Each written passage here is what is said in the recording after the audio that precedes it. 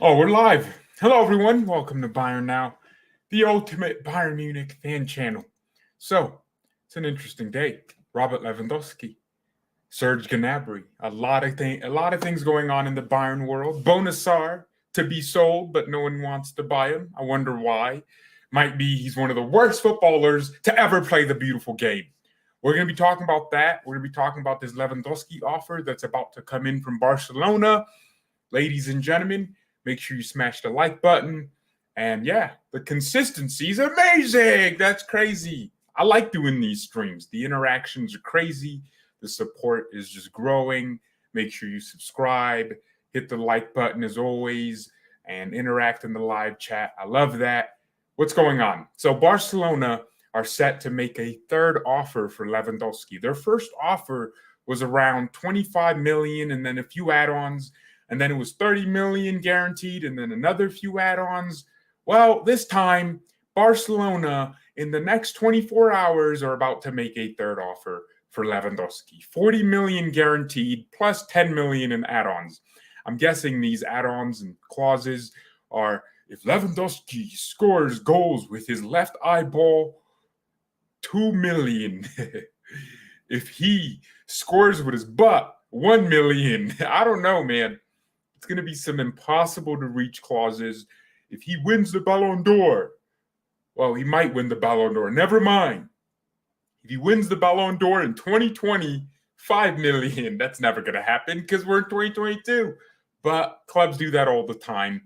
Barcelona, 40 million for Lewandowski plus the 10 million in add-ons. Is that enough? I don't know. Bayern might use that money and buy Koulibaly or just a center back. I think Bayern are still going to buy a few more players in this window. We might actually get a striker, but I don't think we'll get a striker in the way people are thinking. We'll probably get a false nine. And then there's also circulating reports that the interest we had with Ousmane Dembele is actually not realistic at all. We're not buying him. So, forget about it. But nah, man. I think Lewandowski is worth 60 million. He's a global star. He'll sell shirts at Barcelona. He'll bring the entertainment value. He'll compete with Benzema. So El Clasico could have two new Galacticos or big stars in the individual teams. So Barcelona have all these great reasons to getting Lewandowski. Everyone knows I already think it's not a smart business idea from Barcelona. Bayern fans are desperate for a striker. Now, not sure who we'll get if we're replacing Lewandowski. I always said this is a player you buy two players to replace because he's just that good. So,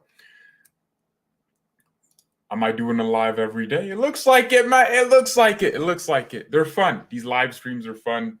The club already signaled that they'll let Lewandowski go if the price is right. And I think 50 million plus is what they're looking for. But Bayern's plans with preseason starts with a performance test on July 2nd. And then the 4th, we have a first training session. The 8th of July, you have international players resuming training. And then the 12th, you have internationals, including Lewandowski, returning to training. So that's the last day players that are playing next season should be returning to training. So imagine if Lewandowski just doesn't show up to preseason, which I don't think he'll do. He's such a professional that he wants to train with his team, even though he knows he might leave. This is one thing I respected about Thiago. He showed up to every training. He was on the bench. He played some games, and then he left like a few days after. So you have to respect that.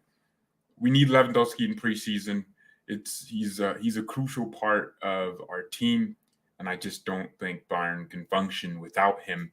And I don't think it's a good sign from the club not to have their best player training. And yeah, it's not a smart thing, right? You want Lewandowski in there training, building a relationship with his new teammates, if that's the case. Because what if we go into next season with Lewandowski, but he didn't show up to preseason?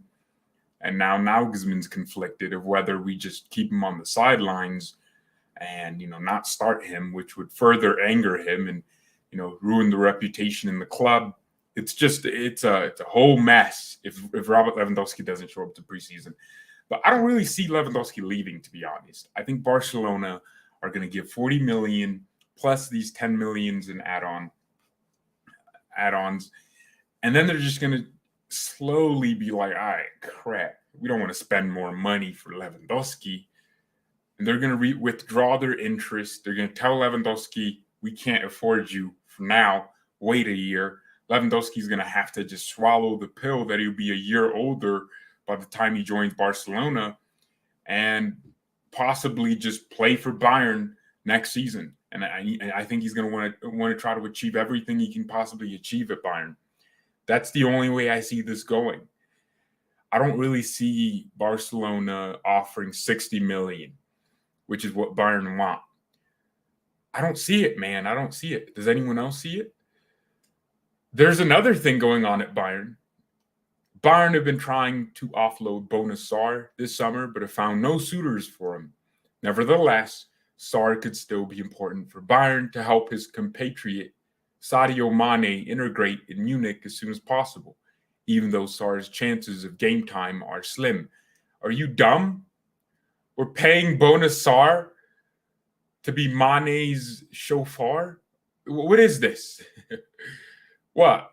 He can't just Google Senegalese restaurants in Munich? He couldn't Google things? Saying it like Mane can't speak German. Mane speaks more German than Bouna Sarr. Mane lived in Austria, and they speak German, and Mane was speaking German in that one interview. The hell are you talking about? Sarr needs to be Mane's compatriot. What value is there? Come on. Nah, man. Come on, just get a black dude that speaks French. Kingsley Coman. They're going to, oh my God, what is this? Was Bouna Sarr even born in Senegal? Dude, he was born in France. Piss yourself, man. This is dumb. This is retarded. What kind of trash is this? Telling me Bouna Sarr is going to be here. A freaking 30-year-old man, grown, telling Mane where to go get lunch. What is this? This is dumb. Barcelona are clearly in a messy situation without money. That's hilarious. That is hilarious. Please sell Levy and Gnabry and buy Ronaldo. I'm guessing that's what you're saying. I already have my thoughts on Ronaldo. I should probably clip that thing I said yesterday and repost it. I'll probably do that. You have 700 million to spend, so you give us 55 million. I guess there's Barcelona fans that don't want to pay for the second best striker in the world. Oh, wow, that's crazy. Lewandowski is amazing. He's great. And I already said it. I don't think it's good business from Barcelona. Like it's good business for us because, like, realistically, how long is Lewandowski just going to keep being up top? Not long. Think about it. I don't know. I think we would be. We would get some good business done if Lewandowski goes for 60 million or 55 million, something like that. That's what I'm thinking. Sell Levy for Nkunku and Gnabry for Anthony. Serge Gnabry, what's going on with him since people just want to keep mentioning him? Looks like Gnabry is conflicted. He's in between it, baby. He's in between it like a dual sexual person. Is it dual sexual or bisexual? I don't know, whichever one it is. The LGBTQ community. So Serge Gnabry is in between. And sources are saying Man United is interested in Serge Gnabry, but there are no concrete talks at the moment. United's priority for the position is Anthony. Bayern are planning to resume contract talks with Gnabry and are still hoping he would extend. That's interesting. And then there's also another source saying Gnabry has like some pressure from Bayern. they're considering sending him to the stands. This is from George Holzier, so kicker. They're considering putting him into the stands, like literally not even on the bench, like just kicking him out the club until he makes his mind up. Gnabry's contract expires next year, so we got to be careful what we ask for, because this is a player we could sell for 50 plus million, especially in this modern market where everyone's inflated in value. I mean, his transfer market value is 71 million. So, yeah, no, we got to be really careful with Gnabry, not to do anything stupid and, just lose money. That's not what we're trying to do here. We just cannot lose money on this guy. But anyways, the club is considering just sending him into the stands. Sources are saying Gnabry is just not impressed by that plan. He has an offer from the table from Bayern. In principle, the player is happy with the offer and he likes Munich, but the timing and the way the bosses approached him could have been better from his point of view. So the contract he has, he likes. He likes the money, the numbers on there, but he's unhappy with the timing from the Bayern bosses. A decision is expected after his vacation. I think Gnabry will renew his contract. He's relaxed and unfazed at the boss's plan to put pressure on him. He knows his importance and that there would be a big outcry if the team loses a game, while he has to watch from the stands. Well, that's true. That's true. That's actually true. Serge Gnabry is not. We're not going to sit here and be like, oh, we lost the game, but Gnabry's on the bench. I don't think that's actually smart for Bayern. So I expect the club to just sign a new contract with him. Look, Gnabry will stay here. That's my guarantee, right? This is a guy that is friends with the entire core in the team. Goretzka, Kimmich, Sané. They're friends. They knew each other from the youth academies they were playing for. So for Gnabry to leave would just not make any sense, especially when he's only 26, right? So he's getting into his prime here. I guess next season is his prime, right? The inconsistencies need to go away. Gnabry has the skill, guys. He has the skill. The finishing is beautiful. His consistency is what's lacking. He has what it takes to be a world-class player. I'm not kidding. He can score goals with both feet, with his head. He can be a striker or a false nine. He can do well. Like, let's not forget the first season Gnabry had at Bayern, where he was on the right wing with Kimmich. And boy, I tell you, man, this kid was combining with Kimmich, and he had double digits in both goals and assists, I think. So 10-10 at least in goals and assists. Are you kidding me? Gnabry was beautiful. He was amazing. No homo. He was consistent in his first full season. I mean, we sent him on loan, but his actual first season, because technically he was a Bayern player for 2 years on loan. Yeah, man. Let's see what Gnabry does, because I'm not convinced he's just a flop or just forgot how to play ball. I think we play him in his best position. We ensure he's fit, because that's another issue. He gets these weird knocks, not as much as Kingsley Coman used to do, but it's not good. Let's see what happens, man. Let's see what Gnabry does, but I think he'll stay. I'm almost guaranteeing you he'll stay. If we let Gnabry go, I don't trust this club or this board to replace him. They'll probably just think Musiala is just going to be the next guy in line, and they won't buy anyone, and we'll all be complaining about a world-class winger next season. Dude, I'm talking about Gnabry. Like, this isn't the same dude that won us the Lyon game in 2020 to give us the Champions League final. That was crazy. Gnabry did that single-handedly. He scored 2 goals against Chelsea, that demolition. It was Gnabry and Lewandowski combining. He's a big game player. Against Spurs, 4 goals. Gnabry is not a joke. Come on, man. Now he just needs to be more consistent. And that's the problem with wingers a lot of the times. they play in spells. How many wingers do you know that have these purple patches where they look great and then they're just dying? Heung-min Son's an example. He's great, great, great. Damn, son. I didn't know you were that bad.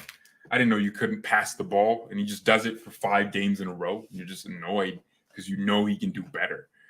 So, yeah, I'm curious what Gnabry does, but I think he'll stay. We need him to stay. Gnabry's turning out to be a diva. I like him at center forward. Nah, I like Gnabry on the right wing. Who's holding Bayern back from canceling Bonassar's contract? Probably, one, the fact that we paid $9 million for him, and we pay him $2+ million every year. So that's a big one. If we terminate his contract, we're going to have to pay a termination fee to him. So he'll make money. Yeah, that's why. I think there's the terminate. I mean, think about the contract length. If we terminate it early on, it's probably going to mean we're paying him half of what's left on his wage bill for the time he signed the contract. Bayern were stupid to give him a 4-year contract, knowing he's a bum. Over time, maybe Gravenberch can replace Goretzka as a starter. Well, I'm hoping Goretzka doesn't need to be replaced as a starter because I want him to be more consistent next season to do great things. So.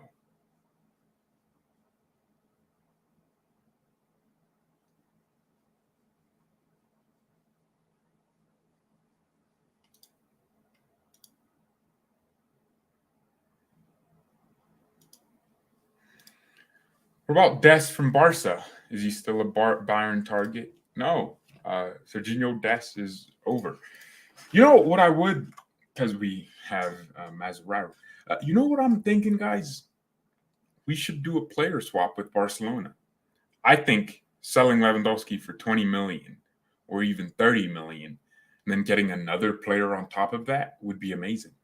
Barcelona want money and they're willing to do anything to get it, which means they can't sign as many players as they want. So just swap some players. If they're going to sell De Jong to Man United for 60 million, well, you're trying to give us the same for Lewandowski. So let's switch it around. Give us De Jong and you take Lewandowski. Give us Pedri as well.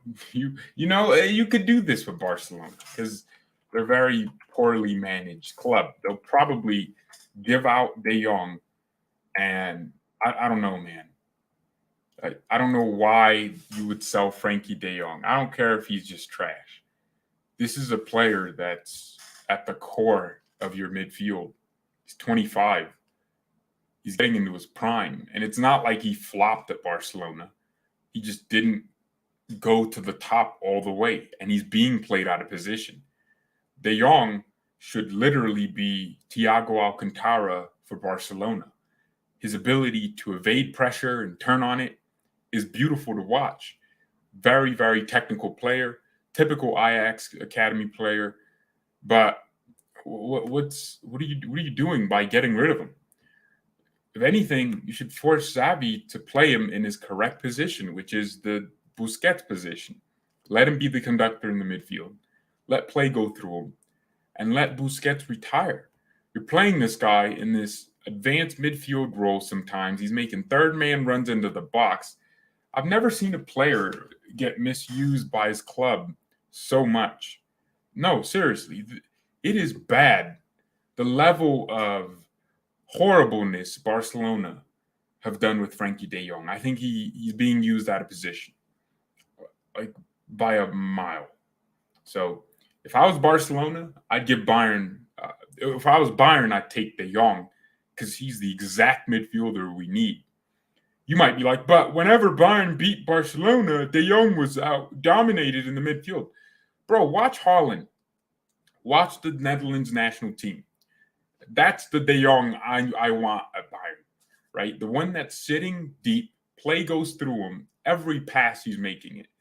But it's his defensive attributes, his reading of the game. Even when we played Barcelona, De Jong was in the midfield. He was doing good things against us. So there's so much ability in this guy. He's one of the best midfielders or he has the potential to be the best midfielder in the world. Like the way he is, his vision. Now, people might say side by side merchant.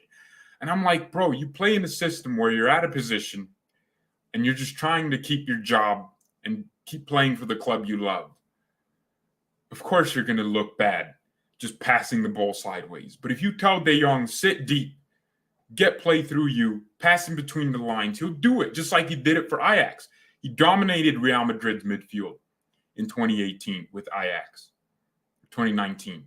He dominated Bayern's midfield when we played Ajax under Niko Kovac twice. It was crazy. De Jong was amazing. So, again, I think it's a really bad choice from Barcelona to let go of a player like De Jong to get Robert Lewandowski. It's weird, especially when you have Aubameyang, who has some goals in La Liga. Why don't you just keep him? Damn, we really smacked Barcelona 7-0 and 8-2. Damn, bruh. Bayern are ruthless. I guess Bayern will get a striker on loan. No way they will approach this season without a striker. Zagze! Come on.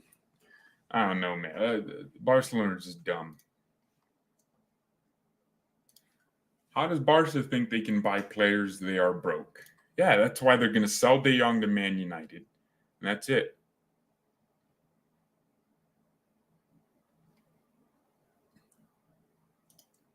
Why Frankie when we already have Gravenberch, Sabitzer, and Goretzka? Well, my ball knowledge tells me Gravenberch is a box-to-box midfielder, and he can be world-class, but he's young. Goretzka is also a box-to-box midfielder. He has shown world-class capability. He just gets injured a lot. Sabitzer's trash. He spams shots, but his best position is an advanced number 8. Frankie de Jong would literally do what Thiago Alcantara did. Sit deep, take the ball from one end of one center back to the other, get through midfield, dribble on pressure, cute touches, and turning where no one else in the world would turn. That's the ability he has. We still don't have a Thiago Alcantara midfielder. We need that. Eamon Carey from PSG, the 17-year-old, showed me that type of ability, the ability to be composed in deep areas. And it looks like he's staying at PSG. I don't know, man. It's annoying. It's annoying. George Gravenberch, not Gravenberch. I don't know what I'm saying wrong, man. You're not him. He don't care. He doesn't watch Bayern now. They played De Jong at center back. I mean, come on. This is what I'm saying. I think De Jong can probably play it because he's just so composed in deep positions everywhere. He's composed. He's a composed guy. Hey, Mane's wearing the number 17. I don't think I mentioned that on any live stream recently. But yeah, for the people that probably wanted Sadio to wear number he's wearing a number 10 shirt. Not 10, 17. 10 plus 7. It's kind of cool. Yeah, he's like it's a hybrid number. It's not obscene. Absurd. That's a better word for it. But it's kind of cool. It's kind of cool.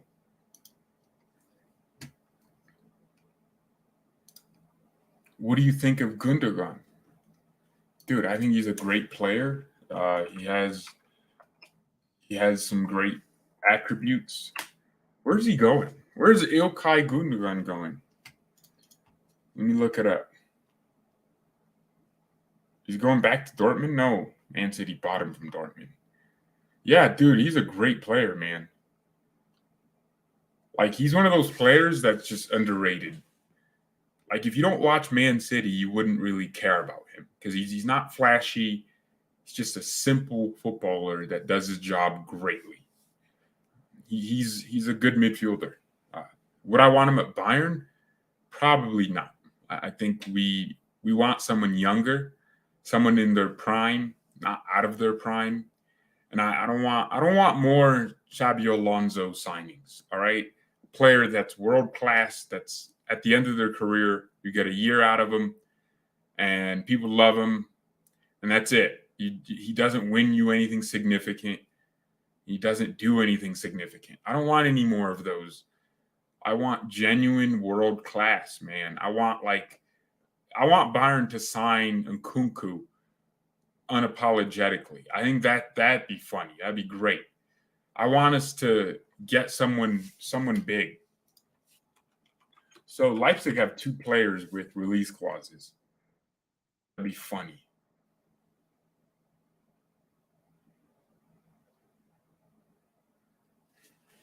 They want to sell Tyler Adams. I told you he was trash. Tedesco's back in training.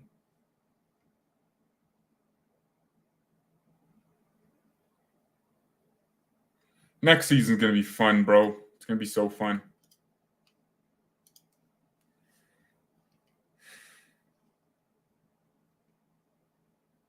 "12 Prem goals as a CM." Yeah, he scored 2 on the final day, so shows up. Do you think what Bayern are doing with Leva is right?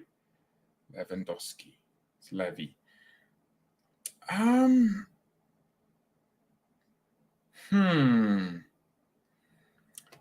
conflicted, right? There's one side of me that wants Bayern to remain resolved and to keep their cool and not do something they don't want to do and be pressured into it.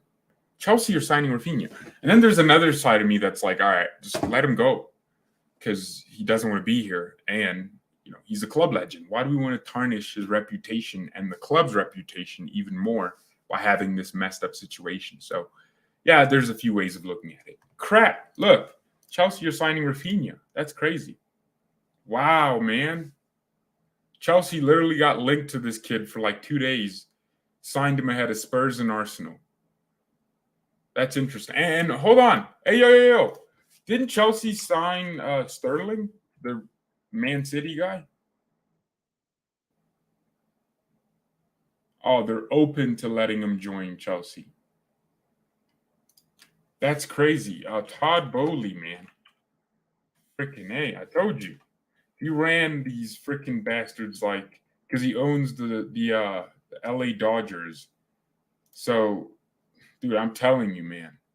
This dude just knows what he's doing. He just knows what he's doing. Buying Chelsea was a smart decision. Any billionaire should have done that. Because that's income for years. And he took over as director of DOF for Chelsea, director of football. Like, he literally fired that one chick. Marina? Yeah, dude. He fired her.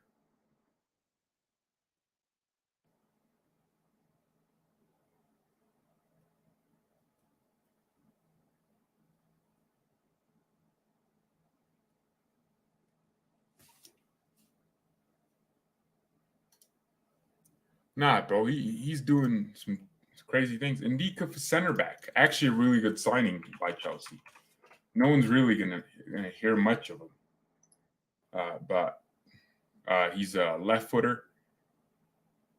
Dude, we cannot let Evan Ndika go to Chelsea, man. He's such a bowler. Dude, you can't let it happen. We need to sign him, Bayern. No, he's a really good center back. Everyone's focused on Vardio because he's younger, but these are players like Ndika. Those are the Joel Matips of the world. They're amazing whenever you watch them, but you wonder why you never hear too much about them. It's because they're these low-profile signings that do amazing things. So, yeah. And freaking Frankfurt has some great defenders. Hinteregger, I don't care if he's doing some racism, but bro, he's amazing. I can't lie. I'm not lying. He's a crazy bowler. They got Danny DaCosta. Like, frick me. Frankfurt has some solid players. They got Lindstrom, aka Thomas Muller. He can be a good player when he wants to be. They got Jens Peter Hodgberg. Man, it's crazy. And he was like the kid with crazy potential. 3 best managers and coaches in the world right now. I think Pep Guardiola is always going to be in the top 3. Like I say, Pep underachieved at Bayern because he's not a great manager. He's just a really the best tactician in footballing history. But he doesn't know how to manage players. That's the difference. Like, if Pep doesn't like you, he's just going to sell you. He's not going to try to improve you and sweet talk you and seduce you into good performances. He'll just say, piss off, I'm selling you. That's what he does, right? Hence why you have the Yaya Toure situation. You got players like Eto'o, all the black players that put some juju on him. Yeah, basically, Pep's a great tactician, not a great manager. Jurgen Klopp is going to be there for me for top managers in the world. And I think it's going to be, it's going to sound really controversial, but I think in that top 3, I think Klopp is probably going to be, Pep's going to be number 1, even though I don't really think he's a great manager. He's a coach, like he's a tactician on the training ground. Like, he's world class. Like, the football Man City plays, it's out of this world, man. It's beautiful to watch. I love it. And then 2 would be Klopp for me. And then 3 would be Domenico Tedesco. I'm not going to lie, bro. Leipzig plays some saucy ball. And the reason I say that is, look, if we're looking at it from 2022, this guy was literally one of the best managers in the world. Let me explain why. He took Leipzig, that was a team in 10th or something. Like, Leipzig were literally in 13th place, I think, at some point. Crazy. Jesse Marsch was inconsistent. This was a team that lost all these players and their defenders. And basically, Tedesco was asked to come in as ex-Schalke manager and change the whole dynamic of the team. Immediately, he made them start winning games. But as time went on, not only were they winning more games, they were playing better football. They were looking really entertaining to watch. And then they won a trophy at the end. And they got the most points from the beginning of the year, or there were points where they had the most points in Europe, like points per game and all that. Crazy. And yeah, look at him now, right? I think Tedesco is going to be one of the best managers in the world because he's so adaptable in a good way. Some managers just change their system just because. And he's coaching freaking crazy wins. So I think Tedesco's up there for me. Yeah, I think you also have to consider Carlo Ancelotti. But I'm saying, like, Real Madrid's Real Madrid. They had these world-class players. Ancelotti just smoke a cigarette. My name is Carlo Ancelotti. I smoke the cigarette and I win the Champions League. Yeah, look, I love Carlo Ancelotti. He's my favorite manager of all time. Just don't want him at Bayern. Keep him away from my club. I don't want him smoking cigarettes on the sideline when I'm pissed and he's chewing gum because he can't smoke cigarettes anymore. Chewing gum on the sidelines, just enjoying his life. When I'm pissed, we're losing 2-0. So, yeah, don't get me wrong. I love Ancelotti, right? He's my favorite manager. But I'm going to have to say Tedesco took a team that was really undervalued, almost won a Europa League with them, or took them to a Europa League final, got them to a DFB Pokal final, got them top 4 in the Bundesliga, against some really competitive teams, won the crucial games, and, yeah, he did this in under 8 months. So, yeah, for me, Pep Guardiola is the best manager in the world, followed closely by Jurgen Klopp and Domenico Tedesco. Someone's going to be like, no! But, facts are facts, or opinions are opinions. That's my opinion. Zidane, you can't say Zidane's the best manager in the world right now because he's not managing. We're talking about managers that are managing clubs. Wait. You can put nicotine in gum? What's Carlo doing, bruh? Carlo, what? Dude, he's just smoking packs on the sideline while his team is losing, but he knows they're coming back. My favorite manager of all time, Jupp Heynckes. Oh, that's great. I wish I was old enough to watch more of his management at Bayern, but I only started really. I've been playing football since I was a kid, but I only really started paying attention after the 2014 World Cup, and intensely paid more attention because before that, you just watch highlights and you're a child. You watch highlights in school and you're like, oh, I want to be like this player. And then the 2018 World Cup, when I had my own room, my own computers, I was like, all right, I'm gonna start cracking games online. And after the World Cup, I just sat here and watched Champions League games and all sorts of games. So that's how it like developed, right? But now I'm just chilling, man.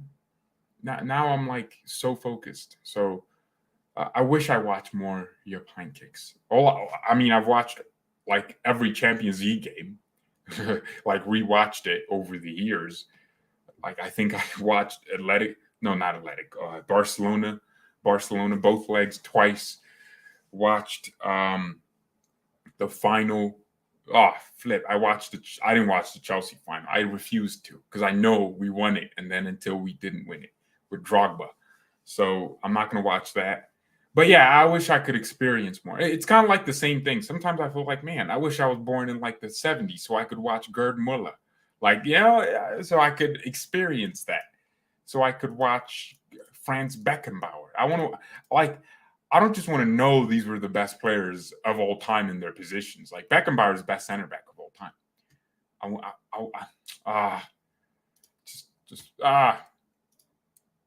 Someone's saying, bro, Real Madrid fans, stop talking to us right now. Dude, my man has cocaine gums. Nah, Carlos nah, bro. He's doing weird things.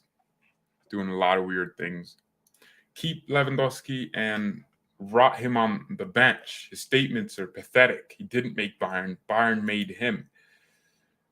Well, we kind of made each other, but not made like, oh, Bayern were nothing without him. Nah, we were one of the best clubs in the world still without him, but he contributed a lot. He's a club legend. Like, what are you gonna do? Like, tell me Lewandowski's not a club legend with a straight face. Oh, he has all the goals in our club. Wait, do you have more goals than Gerd Muller now?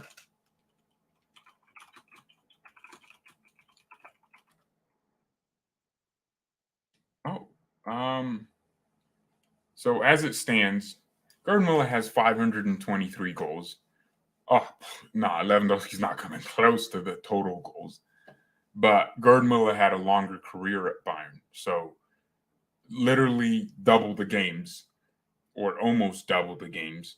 Lewandowski almost half the goals. Gerd Muller almost double the goals. So it's like if Lewandowski had the same amount of time, he would have probably done the same thing. So don't tell me Lewandowski's not a club legend because he is. Like this dude is gonna be myth for someone's kids. He's gonna be like, I remember when Robert Lewandowski did. Wait, Robin's 8th for goals? You would think with all those injuries, he's probably like 15th or something. But Iron Robin, man, he's a Bayern legend. Look, sometimes legendary status doesn't just come because you've been at the club for 15 years. It comes because of your accomplishments with the club and what you did, how impossible it was to replicate it. It was almost impossible to replicate the 40 goals in one season by Gerd Muller. And Lewandowski did it twice, or I guess, yeah. He outdid it once and equaled it again. So that's crazy. That's crazy. Did he hit the same thing last season? No, literally last season, like a few months ago. Was it 38 goals or 40? Not sure. Real Madrid 0 trebles. I don't think they have Champions League trebles. 3 in 3 years. We got 3 in 3 years in the 70s.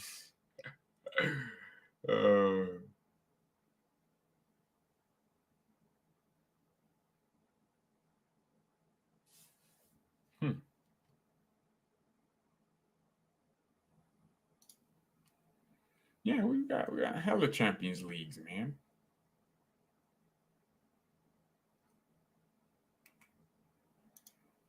Champions Leagues.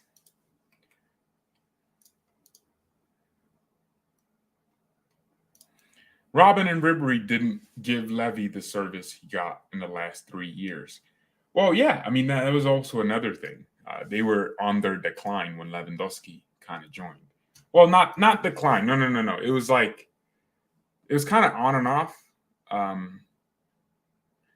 Nah, you got to contextualize it. You know, Hansi Flick just had us playing some saucy ball. We also had other players that scored. Ribery wasn't just, or Robin wasn't specifically just an assist man. He was a goal scorer. And Lewandowski also improved. So he got better awareness in the box. He was more, what's the word for it? Probably more clinical, not sure. But yeah, he improved. It's not just because he didn't get service. That's why he didn't score that many goals. It's because he improved. He got better at his craft. And I think that's probably a better explanation for it. Then that would mean Gravenberg for nothing. Rotation would be hard. They're selling Frankie because of financial condition. They need money before 30th of June. So then why are you buying Lewandowski if you need money, G? But why Frankie de Jong, man? Is it because he's like the only player that's desired out of Barcelona? Probably.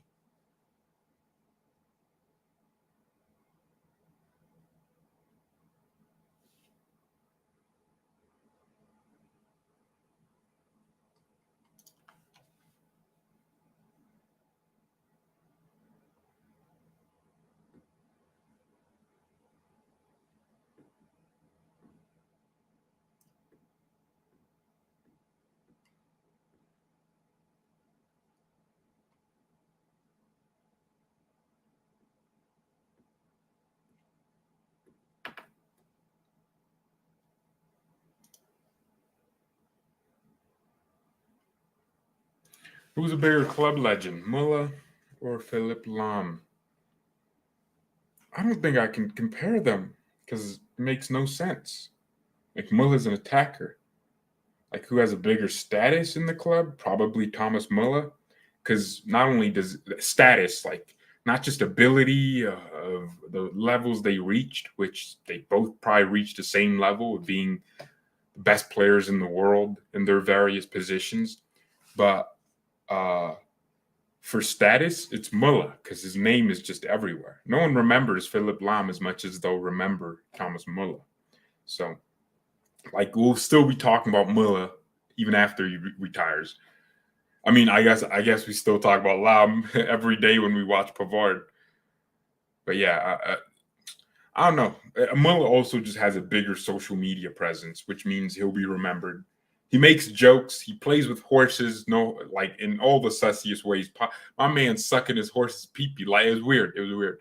Sucking his horse pee-pee, man. Thomas Muller's moving weird, bro. He's doing some, as the Brits would say, he's moving mad, bro. He's moving mad. Yeah, he's doing some weird things. Selling your best player for sporting reason. Yeah, that's not good. Frankie got humongous wages. Why did I say humongous? I don't know. Humongous wages. Yeah, I guess he's making a lot of money. The only club that would pay that is Man United, to be fair. 65 to 70 million. I would let him go nothing less, people are saying, for Lewandowski. All right. Thank you, everyone, so much for watching. It's another show, another day. Real Madrid are cheaters. Yeah, they cheated us out of 2 Champions League semifinals. So screw Real Madrid. Seriously, they screwed us. We should have stopped them, but we didn't. This should be our decade, man.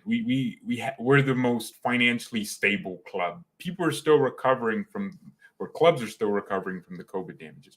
We'll see what happens. Thank you, everyone, so much for watching. Mia, and peace. See you tomorrow.